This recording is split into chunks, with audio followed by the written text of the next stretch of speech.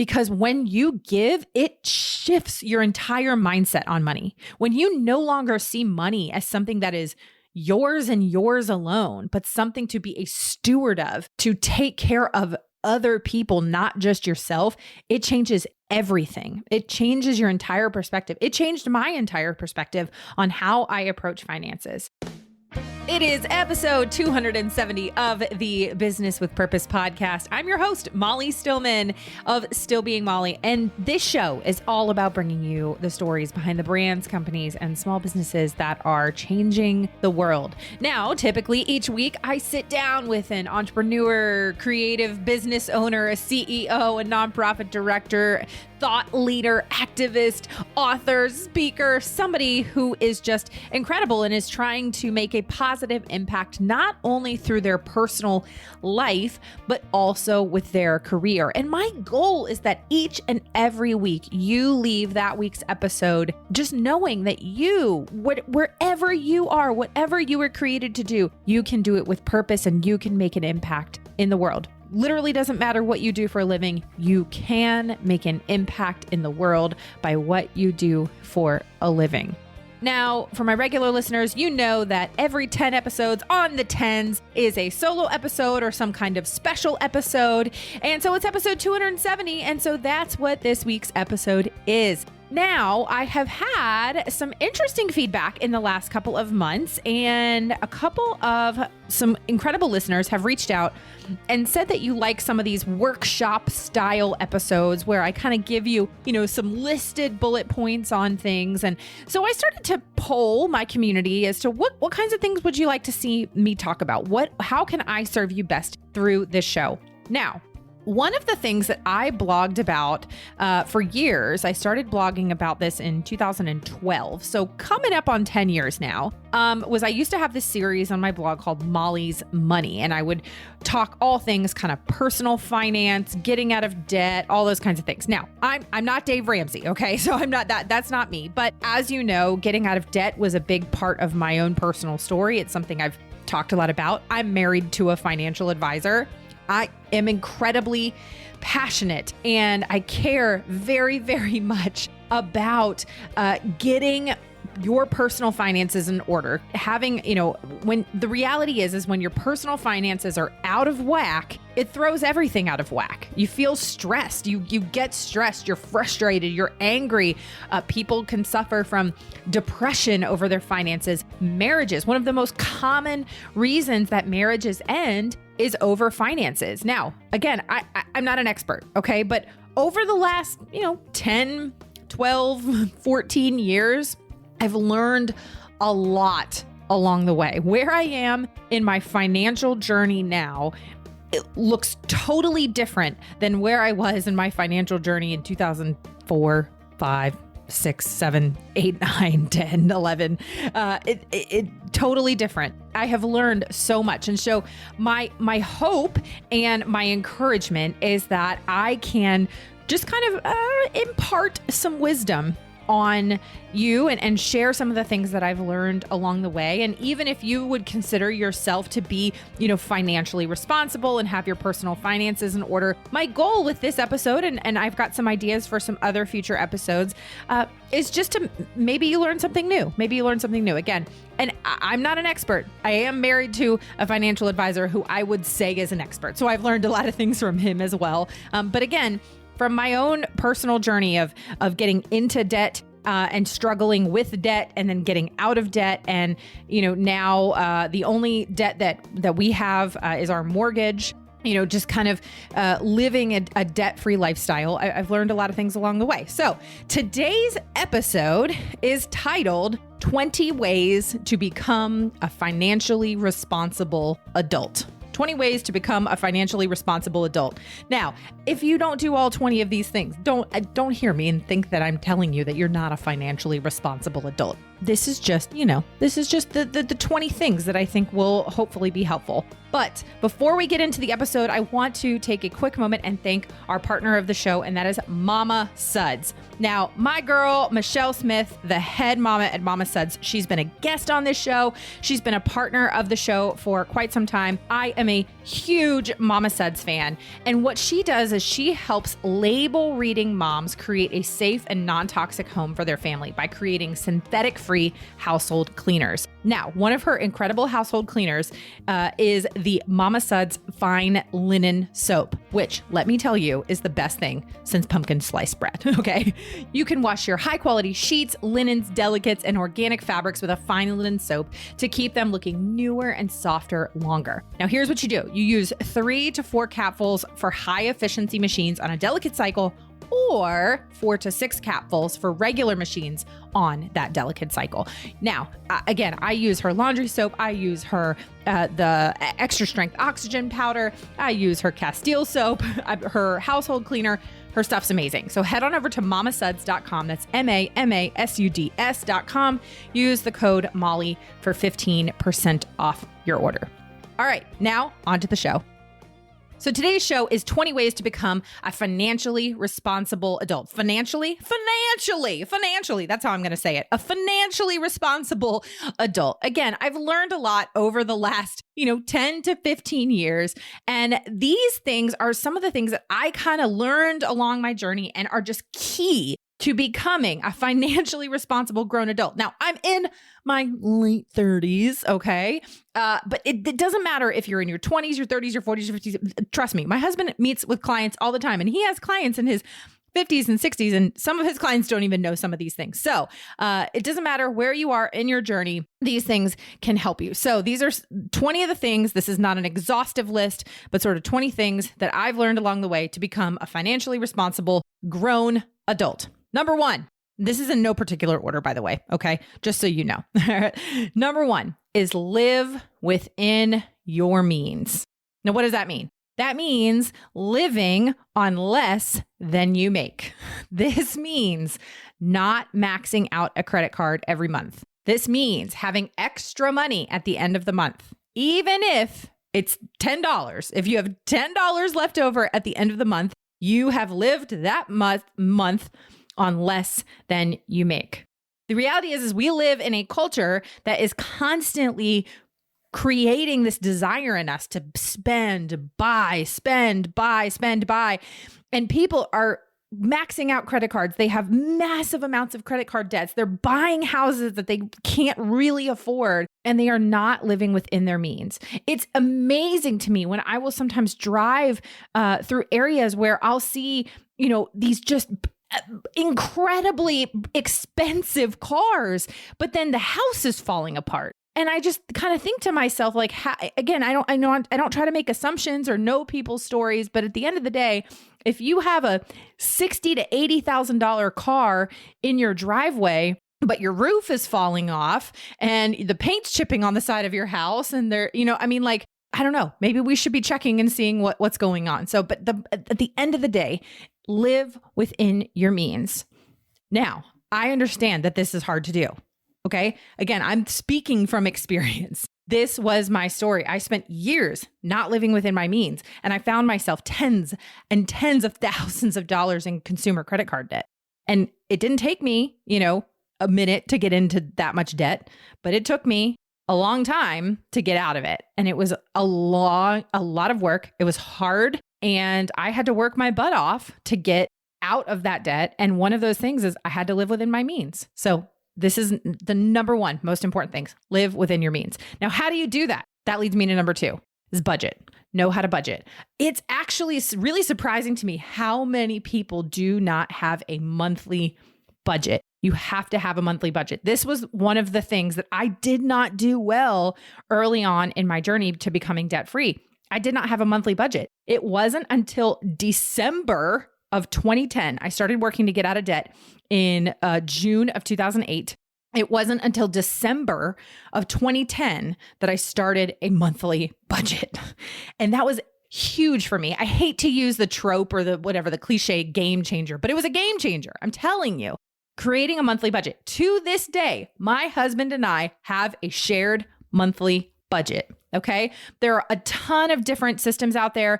I've shared a system on my blog before where it's literally just an Excel spreadsheet monthly budget. There's tons of different, apps and software things. I think there's like something called You Need a Budget. There's Mint.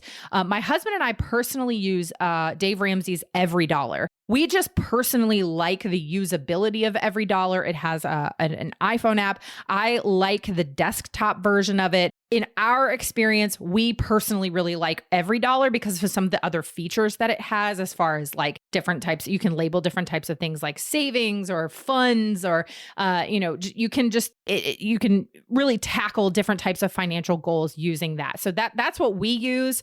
But anything like that, you have to have a monthly budget. I don't care how much money you make. I don't care if you are Elon Musk. You need a monthly budget because you need to know how much money is coming in and you need to know how much money is going out in each and every category. Now, you control the budget until the first of the month.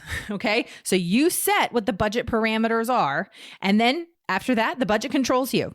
You stick to your monthly budget. You need to know how much is going out of your account each month, how much is coming in. Everything is accounted for. I even log and track my like 99-cent Diet Cokes or $1.08 Diet Cokes from, the gas station or McDonald's. Okay. Don't at me. All right. But it's so important to track all of those things. All right. Number 3 is save for emergencies. Now, I know you're probably gonna be like, Molly, I know I'm supposed to have an emergency fund. It is so important. You need to have 3 to 6 months of expenses set aside in an emergency fund or some kind of account in case you lose your job. Hey, we saw a lot of that in the last 18 months. If maybe you're unable to work because you get sick. Again, we've seen a lot of that in the last, few years. Your heat pump goes out. Your car needs a repair. You break a leg. Anything. Emergencies happen and you need to save for them.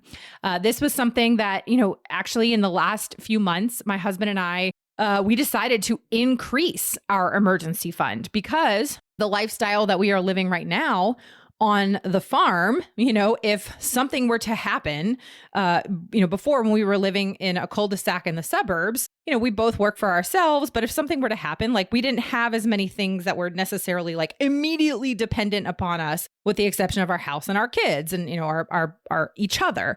But now we've got, farm animals, and we've got, my husband's business he works here from the farm. And we've got other things that, like if one of us were unable to work, there's a lot more at stake here. So we increased our emergency fund. So you kind of have to figure out for you what is the right amount to save for an emergency fund. But again, the reality is emergencies are going to come up. I mean, we had bought our farm. We bought it in December. We did a big renovation on it. We moved in. The week after we moved in, we find out that basically the entire water treatment system on our house needed to be replaced. Okay.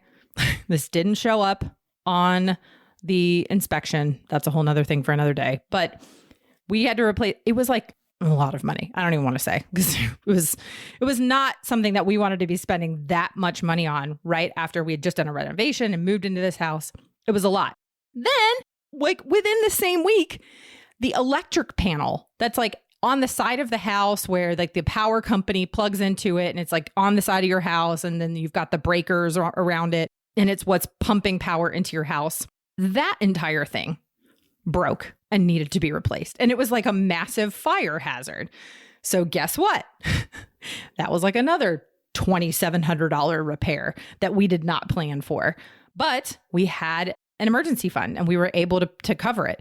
Was it fun to spend that much money on emergency repairs the first week we were living in our new house? No, it was not. But that's why you have an emergency fund. So super, super key. Start saving for emergencies. Number 4, save for the future. Save for the future.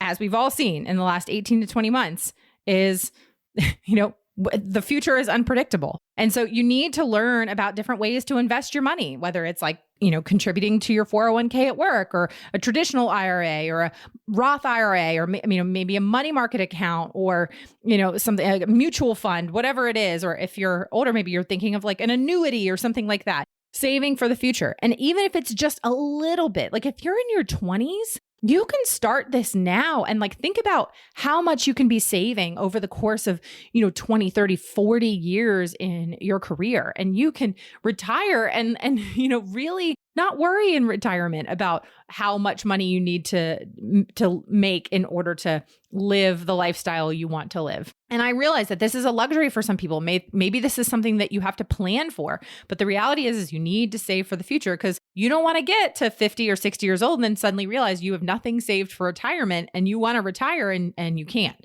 So save for the future. Number 5. This is going to sound maybe a little silly, but you would be surprised because again, guys, I'm speaking from experience. Pay your bills on time. All of them. Utilities, rent, credit cards, medical bills, but they have a due date. And that due date needs to be adhered to strictly. All right. Again, I'm speaking from experience. Pay your bills on time. Now, number 6, check your credit report yearly. Every single year, you need to be pulling your credit report and making sure there's nothing funky or wonky on it. You need to know exactly where your credit stands. You could have become a victim of credit or identity theft, and you have no idea unless you've pulled your credit report.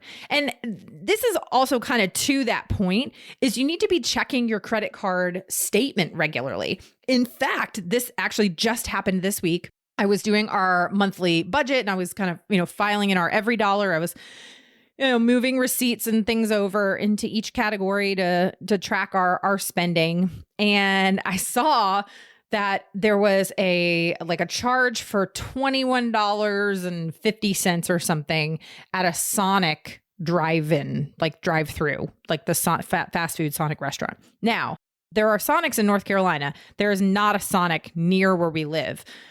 I think the closest one is maybe 40 minutes away. So I was really confused because I certainly had not been to Sonic. So I asked my husband, I was like, did you somehow find a Sonic around here? And he was like, no. Well, we dug a little bit deeper and sure enough, it was a Sonic in Frisco, Texas. And I was like, well, I don't think you or I have been to Frisco, Texas this week. Now, interestingly enough, that was the only charge on the card that was wonky. But a lot of times what will happen with credit or identity theft people is they will do a small little charge at a grocery store or a Sonic or something like that to test and see if it works. And then they go and, spend a lot of money. We actually had that happen one time where somebody had gone to a Big Lots and spent $4 at a Big Lots. And then the next day, and it was in Ohio, spent $4 at a Big Lots in Ohio. And then the next day went and spent $4,500 at a tool store, a home improvement type store. And so yeah, obviously that was not us. But in any event, all that to say is you need to be checking your credit card statements. You need to be checking your credit report. And I say this again because I'm speaking from experience. This was something that I did not do for a long time. And I had many times where I was getting charged for things that I shouldn't have been getting charged for. There is this app and I can't even remember what the name of it is, but I saw an ad for it the other day where it's a thing that you pay for and it connects to your bank card, your credit card, and it will tell you all the things that you're subscribed to so that you can cancel those subscriptions. And I'm thinking to myself, why is this a service that is needed? Just log into your account and see what you're being charged for. Why do you need to pay a service to see what things you're subscribed to? It just makes no sense to me. But maybe I'm crazy. But the reality is check your credit report, pull it every year. I love to use an app called Credit Sesame, and that is actually a totally free app to check one of your credit reports, and it'll give you your credit score. They have a paid version where you can pull different credit reports, but that's so important. Also checking that credit card statement, making sure that there's nothing wonky and nobody in Frisco, Texas is buying Sonic with your money. Okay. Number 7, learn how to shop for insurance. What is that? What do I mean by that? So health insurance and auto insurance are not the only insurances that you need. And yes, you need to be shopping for your, making sure you're getting the best deal on your auto insurance or your health insurance, things like that. But you also need life insurance. Okay. If you are a grown adult, I don't care if you're single, if you're married with one kid or married with 19 children, you need life insurance. Hear me when I say that. You need life insurance. You need renters or homeowners insurance, you need disability insurance, whatever, but you need to be shopping for those things and taking those things into account. Now, again, I'm going to talk about how awesome my husband is, but I mean, he's somebody who actually, one of the things he does as a financial advisor is sometimes he sells life insurance. Now, he's not like a life insurance salesman. That's just something that is often kind of factored in to when you're working with somebody in a financial advisory capacity. I think my husband's pretty awesome and pretty smart. So you can always reach out to him if you have questions about that. But the reality is you need life insurance. If anything, the pandemic has taught us that life is fleeting and life is short and life is unpredictable.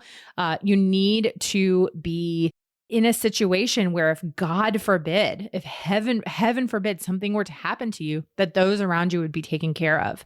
I've had a friend whose husband unexpectedly died. It was horrible and tragic. And he left behind a wife and a couple of children. And he didn't have life insurance. And so now suddenly they're paying for a funeral and all these things and planning for all these things that they just didn't expect. And so life insurance is just that. It's making sure that you are taking care of yourself and your loved ones, and setting them up so that if heaven forbid something were to happen to you, they would be okay.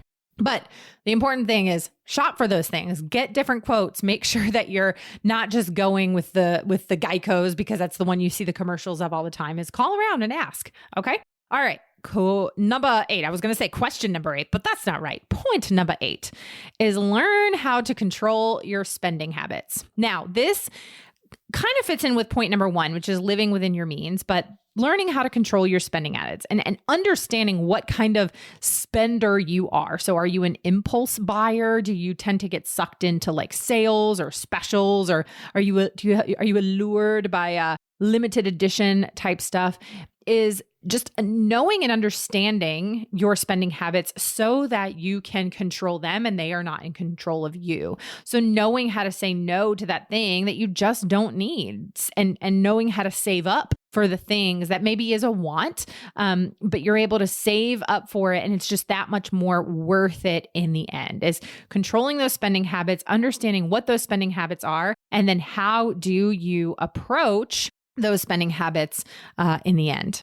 Number 9 is getting your debt under control. Now, this seems a little bit self-explanatory. If you're in debt, now is the time to get out of debt. So tackling debt. And how do you tackle debt? I keep using my husband as an example, but it's, this is what he does for a living. And I've learned a lot along the way. So he had a client, they were a young couple, and they had, they had a young son, and they were in a pretty significant amount of debt, with a little bit of credit card debt, but a lot of student debt. And they were talking about how they were really trying to save for the future, start saving for retirement, investing, all those kinds of things. And so they were like, but we're not really sure what to do. We've got all these expenses over here with childcare and the mortgage and all that kind of stuff. And so one of the things that my husband kind of realized as he is sitting down with them and they're looking at everything is that they had gained quite a bit of equity in their house. They had bought their house kind of at the lower part of the market. And right now the market here in North Carolina is just insane. And houses are selling for way more than they did, a couple of years ago. And, so he's like, well, let's look at, here's what you have. You've got this house that is actually worth quite a bit more now than what you paid for it. Do you like it? And they were like, actually, no, we don't really like our house. We really kind of want to sell it and we want to move. And he said, all right, this is what you're going to do. This is what you're going to do is you're actually going to put your house on the market and you're going to sell your house and get that equity from that house. And then you're going to rent for 6 months, a year, and take the equity from that house, pay off that debt, and then put the rest in savings, and he gave him some other strategies. I'm not going to get into all that. He's like, but now you're debt free. You've got some rent that you're paying, but you can then take everything else and some of the expenses that you would not have with renting that you do have, with buying a house, and you can then, save up for a down payment to buy a house next year. And so they did that. They sold their house. They got an amazing price for it, way more than they paid for it, got a ton of equity out of it, got that equity, paid off their debt, and then boom, now they're able to take that money, pay off that debt, and rent and save while they plan for the future. Love, love, love that. So get your debt under control. Find a way to get out of debt. It's going to take work. It's going to be hard. Trust me, I did it. You can do it. All right. Again, why do I keep saying question? Okay. Point number 10. Give. Now you're like, wait a second, Molly, you want me to save? You want me to get my debt under control? You want me to get insurance? And there's something, and now you want me to give too? Yep. Yeah, I sure do. Okay. So I started my debt-free journey in June of 2008. In the fall of 2010, I was really struggling. Okay. I was really struggling. I could barely make ends meet. And I'm not going to go into the whole story today, but I felt called to start tithing. I was a new believer. I was a new member at my church, and I felt called to start tithing. Now, at the time, 10% of my income was like, it felt impossible. It felt impossible to me. Like, how am I going to start tithing? Like, I barely have enough money for groceries. How am I going to start tithing? But I felt called to it, and I started to tithe. And pretty soon, like, my mindset changed when I began to think of money as something that was a gift. And this is not, I'm not going into like a prosperity gospel thing or anything like that. No, that's not what I want you to hear my heart on this. When I started to think about money as something that I was to be a good steward of, I was to be a good steward of my money. Then I started to think, okay, well, how can I bless others? Even though I myself was financially struggling, I was struggling, and I could wax poetic forever about how bad my situation was, but I was struggling. But the reality is, when I started to think of my money as not mine anymore, but something I was given to be a good steward of. And one of the things to do when you're a good steward of your money, outside of, budgeting and saving and getting your debt under control and all those kinds of things, one of the things about good stewardship of money is giving and generosity, financial generosity. So give, because when you give, it shifts your entire mindset on money. When you no longer see money as something that is yours and yours alone, but something to be a steward of, to take care of other people, not just yourself, it changes everything. It changes your entire perspective. It changed my entire perspective on how I approach finances. And so, I mean, now in a lot of ways, like our motivation as a family is we want to be able to give more away. That's something that we just genuinely are passionate about. And it brings me so much more joy to be able to give money away than to spend it on myself. Because the reality is yes, you should donate your time and your talents and all those kinds of things. But where your treasure is, there your heart will be also. Okay. And so when you put your treasure, your money into something, and into an organization you care about, into a church you feel passionate about, into a community that you care about, guess what? Your heart will be there as well. Because where you put your money, you suddenly all of a sudden care about it a lot. And when you start to think generously and give, it changes everything. When you can be a blessing to others, it in turn is a blessing to you. And so if you're in a tight financial situation, this sounds just absolutely crazy, start small. Start small. Whether it's a $5 to $10, sending a Venmo to somebody and just saying, hey, I'd like to buy you coffee or lunch today. And just as a small blessing, just blessing somebody else with something little, it really does change everything. All right. Number 11, start buying smart. So unless you're like Bill Gates or, Elon Musk or, whatever, okay, and you're some rich person, you have more money than you know what to do with. The reality is you need to be shopping around and knowing what you're paying for. So like, for example, I am very much of the mindset, and now I realize that some people have very strong opinions on this. Don't at me. Okay. This is just my opinion. Don't buy a new car because it's new, because you might be able to buy the same car barely used for a much better price. Okay. I have made the mistake twice in my life of buying a brand new car, and I regretted it both times. The best cars I have purchased have been used cars. Okay. Now you can sometimes find a used car that is like barely used. So it's like basically new. So don't buy a new car. Okay. It's just my opinion. If you disagree, totally fine. I know people that have some great arguments for buying a brand new car. I just personally am not a fan of buying a brand new car. Clip coupons. Check your grocery store's weekly specials. Keep an eye on different promotions. Finding areas to save money is easier than you might think. Shop around, buy smart. Don't just buy something because you see it and you're like, okay, I need that right now at that price or whatever. Okay. Number 12. Now this one, I don't know. Maybe you might think is controversial. Maybe not. I don't know. We'll see. Number 12, get a job, any job. Okay. Are you out of work right now? This is literally probably the best time in history to get a job because I feel like every single place that I turn, I see a now hiring sign. Okay. When I didn't have a job during one of the worst years of the recession, okay, nobody was hiring.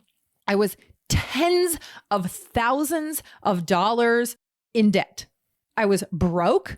I was depressed. It was awful. It was awful. Okay. But instead of being a victim, I sucked it up. All right. Now, I had a college education and I felt like there were so many jobs that were beneath me, but I did it anyway. At one point in my debt-free journey, I was working 4 jobs at one time. Now, I'm not trying to sit here and be like, I'm a hero. And I'm not trying to nothing like that.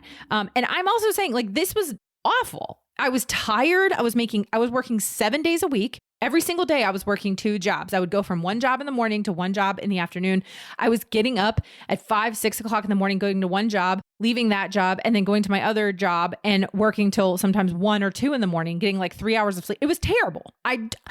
0 stars. Do not recommend. But I'm saying I knew that I wanted to get out of debt and I wanted to work as hard as I could to get out of debt. And so I was working as a food runner at a bar. And it was awful. And I had drunk people being rude to me while I'm delivering their cheese fries. And I'm sitting here being like, I was once a high school English teacher and I was once working for a governor and I have a college degree. And why am I doing this? But the reality was I didn't have an excuse. I had to do it. I was working at retail on Black Friday at Anthropologie. It was miserable. And I had all these people coming in being like, do you have any doorbusters? I was like, this is Anthropologie. No, we don't have any doorbusters. This isn't JCPenney. It was miserable. But the reality is I knew that I had to get out of debt. And I knew that this was a consequence of my own decisions, my own actions. This was the consequence of my own actions. And sometimes we just have to take the consequences. Now, I'm not saying that maybe you're in financial trouble or you're out of a job based on your own decision. That's not what I'm saying. I'm just saying that if you need to earn money, you can get a job. I believe in you. I'm encouraging you. I come to Durham because I feel like everywhere I turn, someplace has a now hiring sign on the window. So I'm encouraging you. You don't have to stay there forever. Okay. You can give a job. You can give your experience in some kind of job. All right. Number 13 is knowing about your job's benefits. So I know that a lot of jobs, even part-time jobs like Chick-fil-A and McDonald's, a lot of times they might have, a program where you can work and then also get maybe, money or investing towards higher education. Or, maybe your job might have a pension or a 401k plan or health insurance, or what are the vacation and sick days, tuition assistance, student loan forgiveness. I know jobs that sometimes, maybe provide a gym membership, all of those kinds of options, exploring them thoroughly. And if they don't maybe have some of the benefits you're looking for, talk with your boss and see if that's something that you can negotiate.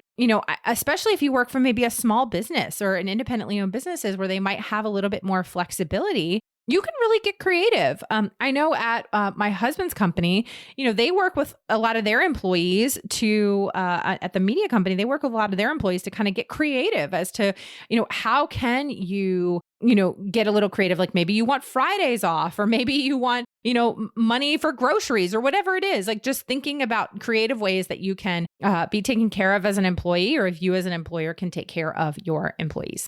All right. Number 14 is learn to read the fine print. You're probably like, wait, what?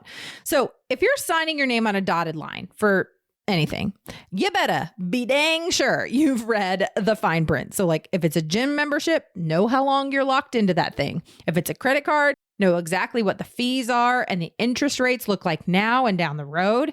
If it's a contract with a realtor, know exactly what you're getting and what they're getting. The bottom line is if you're signing a legal document, you better know exactly what you're signing. Because guess what? If you find yourself down the road and there's a stipulation or a line in the contract that you don't like and you've already signed it, guess what?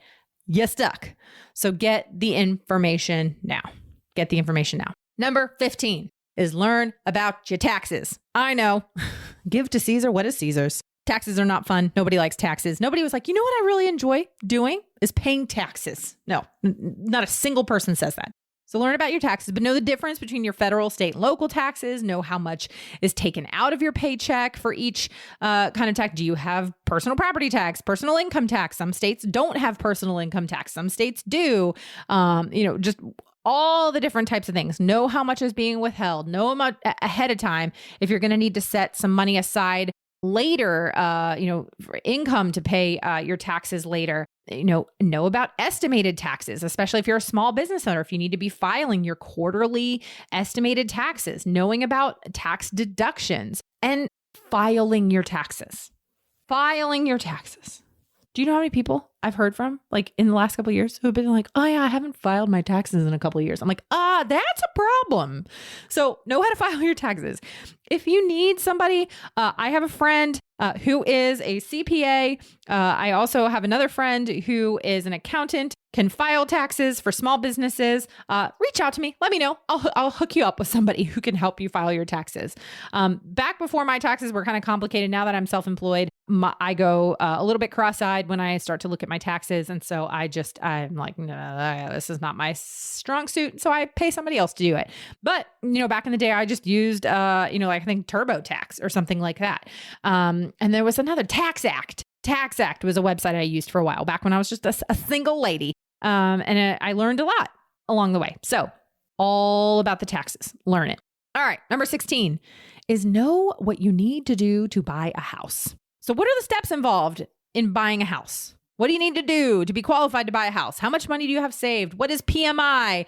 How do you, all those kinds of things. That actually leads me to number 17. But first is just, what are the things you need to do in order to buy a house? Now, also identifying kind of what does the real estate market look like where you are? Where we are is crazy.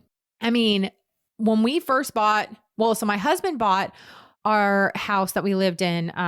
So when we got married, day after the wedding, I moved in with him. We did not live together before we got married, but he had owned the house that we were going to live in. So he'd bought it when he was like 24, put 20% down because he's just like that unicorn of a financially responsible adult. And so we lived there. But then it was like 6 months after our daughter was born, we knew we wanted to move. And so we sold that and we moved to another area in another town in our area. And so that was our first time buying a house together. And so I learned a lot about the process, and as far as shopping around and knowing kind of what your budget is and what your mortgage is going to look like, depending on your down payment, all that kind of stuff. But there's a lot of things involved. But the market that we were in at the time was very different than the market that we are in currently. It's a much more competitive market. So right now where we are, like, you got to know exactly what you want, how much you can spend, and be ready to jump on it real quick. Just because that's the nature of the market, but you need to learn all that kind of stuff. But this leads me to number 7, and that is know what is needed in order to qualify for a mortgage. So you need to know exactly what kind of mortgage you're interested in applying for. So how much you need to put down in order to avoid, PMI and all that kind of stuff. And as far as like escrow, you need to know about all that stuff. So sit down and talk with somebody. Your realtor should be able to give you a lot of that information, but you can also talk with a bank or, somebody who, gives out home loans and things like that. Is talk to somebody and know all of those things before you go into that process. Number 18 is learn about those everyday financial services that you don't even think about. So like looking at your checking account, your savings account, your debit cards, what are the fees associated, your minimum balances, interest rates, charges or fees for using an ATM or another bank. Like if you travel out of the country, what are the fees that are going to be associated for using your cards out of the country, transferring money, like knowing the ins and outs of your accounts and the different things that you might do, but you don't necessarily think about for all of your accounts. And, especially nowadays with the amount of people that are using things like Cash App and Venmo and PayPal. And there's, there can be fees associated with some of those things. Or, if you're transferring money back, or Zelle, I guess is another one, the risks associated with those things. It's just making sure to cross your T's and dot your I's, double check all of those things. It's so, so important to make sure that you're paying attention to the little details, because that's where sometimes you can get into trouble. And I know when I was getting into debt, one of the big things was I was just getting hammered by interest rates on a lot of things that I just wasn't even aware of because I was young and irresponsible and I didn't know what I was doing. And so my hope is that in sharing some of this information with you is you don't make some of the same mistakes that I did. All right, number 19, and this is maybe a little strange, but just trust me, is don't borrow money from your family if you can help it. It gets awkward. Like once you're an adult, you need to be paying for things yourself. If your parents want to, or somebody wants to gift you some money for something, okay, that's fine. But like borrowing money from a family member or a friend just creates this like unspoken awkward tension between the both of you until the money's paid back. And like, what if you can't pay it back? What if you can't pay it back? Then that tension just increases. And in a lot of cases, it doesn't end well. Now, there are always exceptions to things like this. There have been a couple times in the past where, we were maybe like, as we were moving to the farm and we had this like awkward period between when our old house sold and we got the money and the equity from that house. And when we bought the farm, there was like that awkward period where sometimes like you might need some money to kind of float you in the in-between until you get the money from the house sale. Like in cases like that, like we talked to somebody, we're like, hey, can we just borrow this for like literally a couple, like a week? Like then as soon as our house sells, like we'll be able to pay you right back. Things like that. Obviously, there's always exceptions to the rule, and yourself, but it's just in general, like avoid taking out loans from friends or family member if you can. Again, exceptions to all rules, but avoid it if you can, because it just kind of creates an unspoken, awkward tension. And a lot of times it doesn't end well. All right. And then last but not least is number 20, and that is be an eager student. And so what do I mean by that? I mean, be a constant learner, be willing to learn. The reality is that, yes, there's a lot of things over the course of history when it comes to personal finances and finances in general that have changed. Like, for example, one of the skills I learned as a child was how to balance a checkbook. Do you want to know how many times in my adult life that I have balanced a checkbook? That would be 0.0 times, Bob. Okay. I do not need to balance a checkbook because that's just not how we do, money tracking these days. I do know people who still balance their checkbooks, but I think it's just it's like old habits die young or something, or old habits die hard. What's the phrase? I'm bad with that kind of stuff.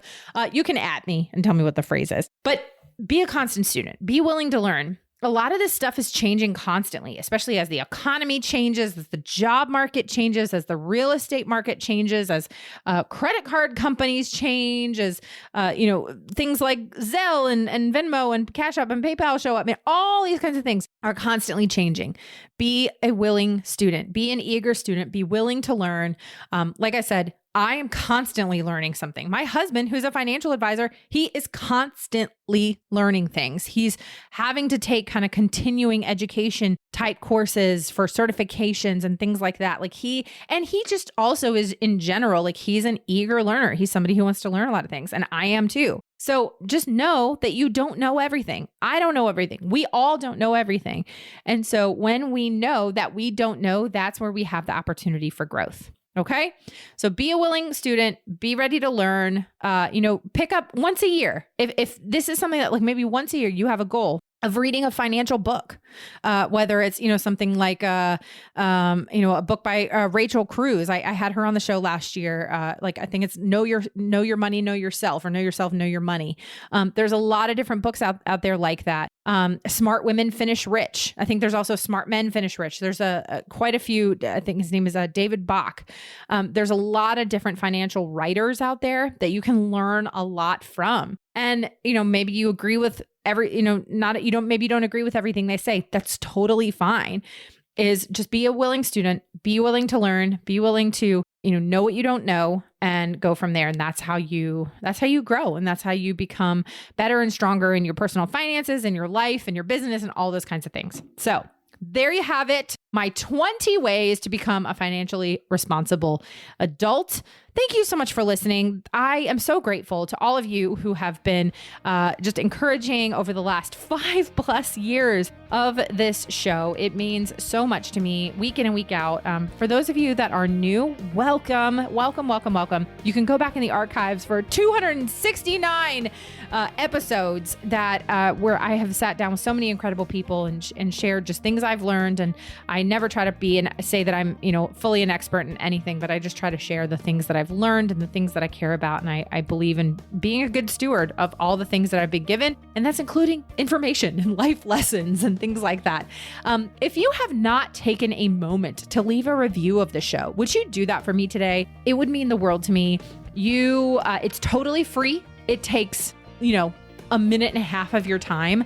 And it helps me and it helps the show a lot. You can go to iTunes and leave a review. If you have not clicked the subscribe button, whether you listen on iTunes, Spotify, Google Play, Radio Public, Overcast, Stitcher, wherever you get your podcasts. Good Pods, I think, is another one that's new. Click that subscribe or follow button. That just helps other people to find the show and share the show with a friend. If this was helpful to you, if you felt like you learned something, tag me on social media, screenshot it, and take a picture of yourself listening to the show and post it on Instagram or Facebook or Twitter. You can tag me at Still Being Molly or at Business with Purpose Podcast. And you can use that hashtag Business with Purpose Podcast. Thank you again to our partner of the show, Mama Suds. Go to mamasuds.com, use the coupon code Molly for 15% off. And we'll see you guys next week. Thanks so much for listening. Now go do something good with purpose on purpose.